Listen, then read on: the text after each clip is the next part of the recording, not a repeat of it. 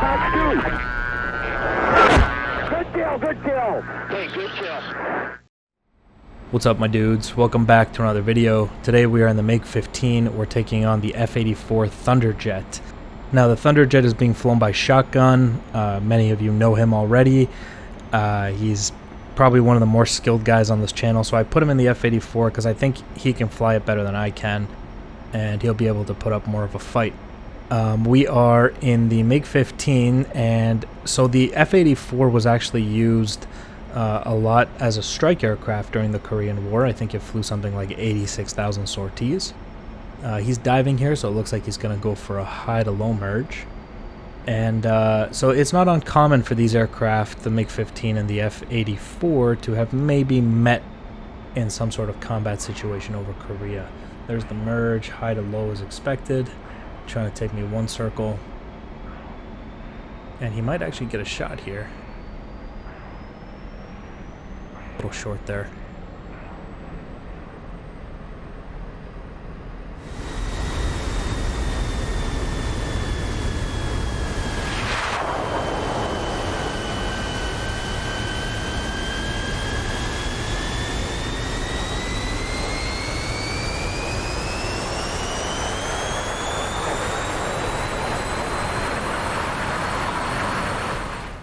Another interesting fact about the F-84 is I believe it was the first fighter to be able to carry a nuclear weapon. So I really hope he's not carrying one today, or else this could be a pretty short dogfight. It looks like he's actually doing a pretty decent job trying to get behind me here. And he's got his nose dumped, but I am outrating him. I'm basically going to treat him like he's an F-86 Sabre. And I'm just going to try to rate fight him. And just like the Sabre, if I can get him down to the deck, I should be able to outrate him on the ground and wrap this fight up pretty easily right here. I'm just climbing. I'm trying to get over that nose, deny that shot, but the Mig-15 nose doesn't come up quite as easily as I'm used to.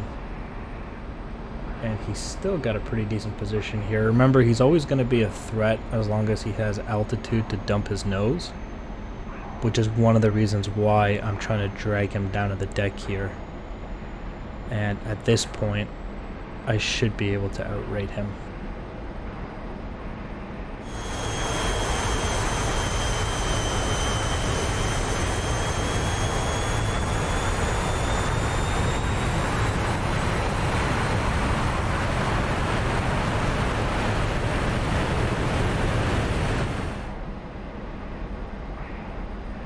Alright, and he's reversed that turn, which is a mistake. We're going to try to hit him with the 37mm.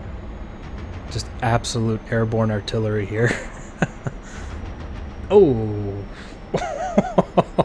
Like detonated the side of his plane. Oh, we got an ejection. Oh, yeah, he didn't survive that ejection.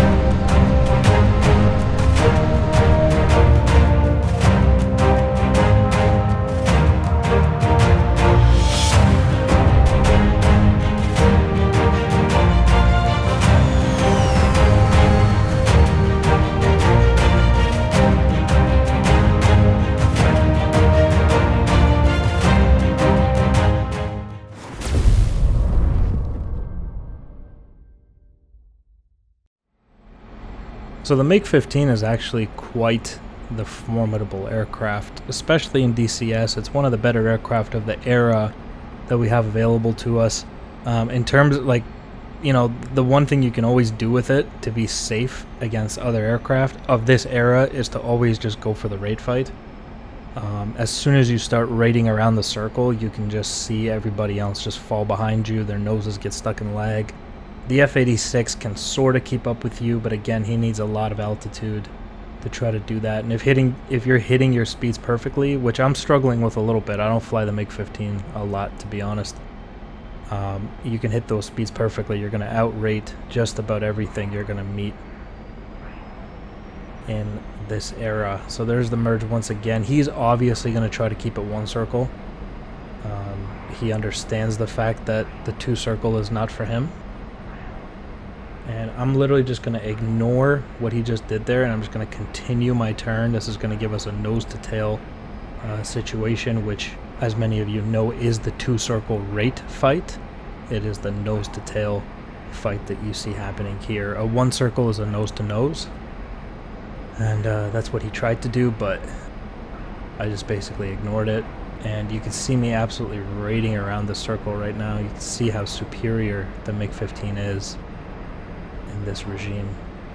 And I'm just trying not to pull him into a high aspect situation. I want a low aspect shot behind him from the control zone. If I try to take a high aspect shot, there is a possibility that he will be able to neutralize the fight. So here we are, just find a little bit of lag here, and now I've slotted him behind him. You see this? This is a beautiful low aspect situation. Once again, I'm going to go for that 37mm.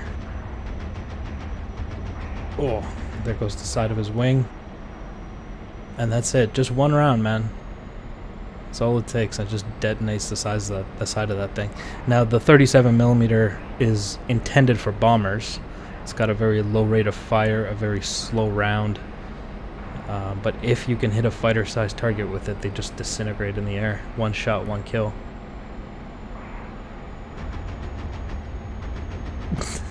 Just in case anything was left. Big thank you to Shotgun for flying the F-84 today.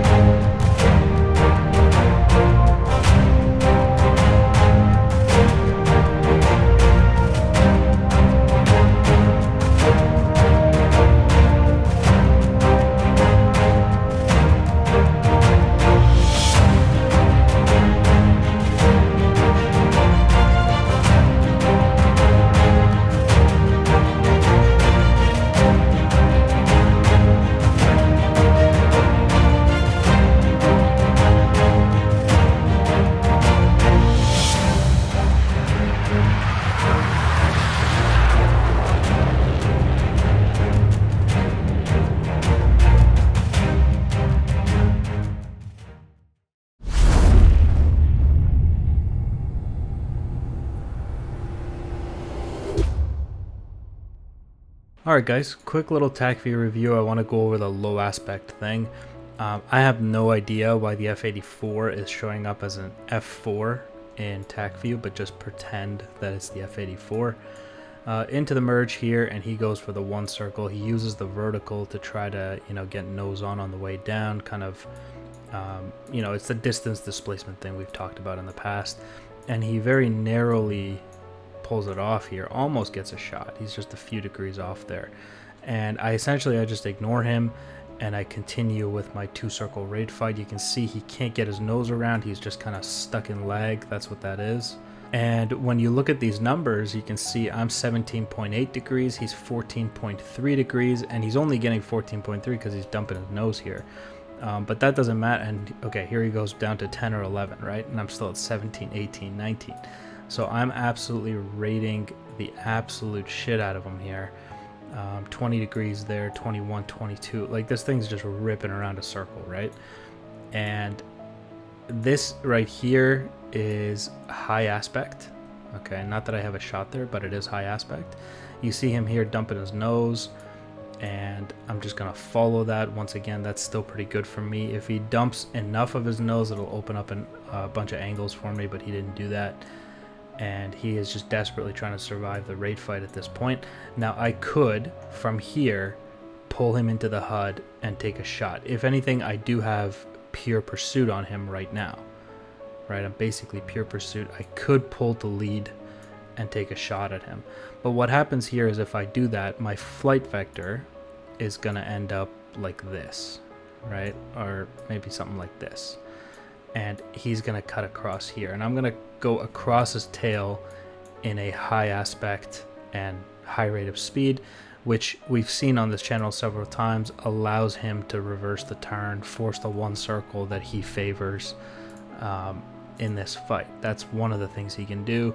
He can get out of plane to try to survive my incoming rounds, and then once again he can turn reverse, but basically it gives him options in terms of neutralizing a fight when you take the high aspect shot at him like this, right?